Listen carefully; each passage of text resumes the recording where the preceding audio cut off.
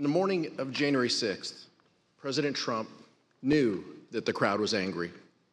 He knew that they were armed and dangerous, and he knew that they were going to the Capitol. It's important to understand the lengths the president was willing to go to physically be at the Capitol because it was part of his strategy to disrupt Congress and to stay in power. As the time for the Ellipse rally approached, an email was circulated among intelligence officials, including Secret Service intelligence official, attaching communications among rallygoers that specifically contemplated violence. Trump has given us marching orders. One post on the Donald.win wrote, basically, if you're east of the Mississippi, you can and should be there. Advance on the Capitol. Keep your guns hidden, don't fuck around, full kits, 180 rounds minimum for main rifle, another 50 for sidearm per person. What is clear from this record is that the White House had more than enough warning to warrant stopping any plan for an Ellipse rally, and certainly for stopping any march to the Capitol. And as evidence from our prior hearings has suggested, the president was aware of this information. But despite awareness of the potential for violence and weapons among the crowd, the Ellipse event nevertheless went forward, and Donald Trump instructed the angry crowd, some of whom were armed, to march to the Capitol. As my colleague Mr. Schiff just described, the Secret Service reported that thousands in the crowd near the Washington Monument would not enter the rally area because magnetometers used in screening attendees would detect any prohibited items they carried. Mr. Trump knew this. His Secret Service had told him about it that morning. Even in spite of these warnings, Cassidy Hutchinson overheard the president say this shortly before he took stage. He wanted it full, and he was angry that we weren't letting people through the mags with weapons, what the Secret Service deems as weapons and our weapons. I was in the vicinity of a conversation where I overheard the president say something to the effect of, you know, I don't effing care that they have weapons. They're not here to hurt me. Take the effing mags away. Let my people in. They can march to the Capitol from here. Let the people in. Take the effing mags away. And when he went on stage, President Trump himself asked law enforcement to let his supporters in the rally site. And I'd love to have, if those tens of thousands of people would be allowed, the military, the Secret Service, and we want to thank you, and the police, law enforcement, great, you're doing a great job. But I'd love it if they could be allowed to come up here with us. Is that possible? Can you just let them come up, please? President Trump then told his supporters to march to the Capitol.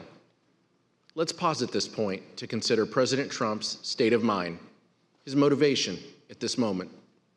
By that point, it was known to Secret Service that members of the crowd were armed. President Trump had been told, and there was no doubt that President Trump knew what he was going to do, sending an angry mob, a number of whom were clad in tactical gear and military garb, armed with various weapons, to the Capitol. There's no scenario where that action is benign. And there's no scenario where an American president should have engaged in that conduct. It did not matter whether President Trump believed the election had been stolen or not. This could not be justified on any basis for any reason. You may also recall testimony from our summer hearings regarding Mr. Trump's efforts to lead the mob to the Capitol himself in his angry altercation in the presidential SUV when the Secret Service told him it was far too dangerous for him to go. As we detailed in testimony from the Metropolitan Police and White House personnel during our July 21st hearing, information about the altercation was widely known. So widely known that one former White House employee with national security responsibilities explained that this information was in fact water cooler talk in the White House complex.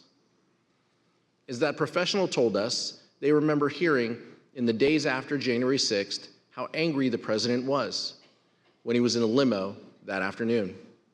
That professional also testified that they were specifically informed of the president's irate behavior in the SUV by Mr. Ornato in Mr. Ornato's office. It was Mr. Engel with Mr. Ornato in that office. They'd expressed to me that the president was irate, on the drive up. Mr. Engel did not deny the fact that the president was irate. That, of course, corresponds closely with the testimony you saw this summer from Cassidy Hutchinson, a Metropolitan Police officer who was in the motorcade, and from multiple sources. Additionally, after concluding its review of the voluminous additional Secret Service communications from January 5th and January 6th, the committee will be recalling witnesses and conducting further investigative depositions based on that material. Following that activity, we will provide even greater detail in our final report. And I will also note this. The committee is reviewing testimony regarding potential obstruction on this issue, including testimony about advice given not to tell the committee about this specific topic. We will address this matter in our report. We also want to remind you now of how security professionals working in the White House complex and who reported to national security officials responded when they learned that Mr. Trump intended to lead the mob to the Capitol. To be completely honest, we were all in a state of shock. Because why? Because it just, one, I think the actual physical feasibility of doing it, and then also we all knew what that implicated and what that meant. That this was no longer a rally, that this was going to move to something else if he physically walked to the Capitol. I don't know if you want to use the word insurrection, coup, whatever. We all knew that this would move from a normal, democratic, public event into something else. Why were we alarmed? Right. The president wanted to lead tens of thousands of people to the Capitol. I think that was enough grounds for us to be alarmed. President Trump was still considering traveling to the Capitol even after returning to the White House. He knew well before 2 p.m. that a violent riot was underway at the Capitol. He was aware of the ongoing lawlessness, but his motorcade was held on West Executive Avenue outside the White House because he still wanted to join the crowd. Here's Kayleigh McEnany, the White House press secretary, describing an exchange she had with the president as soon as he arrived back at the White House. So to the best of my recollection, I recall him being saying that he wanted to physically walk and be a part of the march, and then saying that he would ride the beast if he needed to, ride in the presidential limo. From the Secret Service, the Select Committee has also obtained important new evidence on this issue. It shows how frantic this hour must have been for the Secret Service, scrambling to get the President of the United States to back down from a dangerous and reckless decision that put people in harm's way. Take a look at the Secret Service email from 1:19 p.m. on January 6th, the minute that President Trump got out of the presidential vehicle back at the White House. As soon as the president left his motorcade, leadership from the Secret Service contacted Bobby Engel, the lead agent for the presidential detail, and warned him that they were, quote, concerned about an OTR, an off-the-record movement, to the Capitol. The people sworn to protect the safety of the President of the United States and who routinely put themselves in harm's way were convinced that this was a bad idea. Secret Service documents also reveal how agents were poised to take President Trump to the Capitol later that afternoon. Agents were instructed to don their protective gear and prepare for a movement. A few minutes later, they were told the president would leave for the Capitol in 2 hours. It wasn't until 1:55 p.m. that the president's lead Secret Service agent told them to stand down. We are not doing an OTR to the Capitol. By then, rioters had breached the Capitol and were violently attacking the efforts of the brave men and women in law enforcement trying to resist the mob.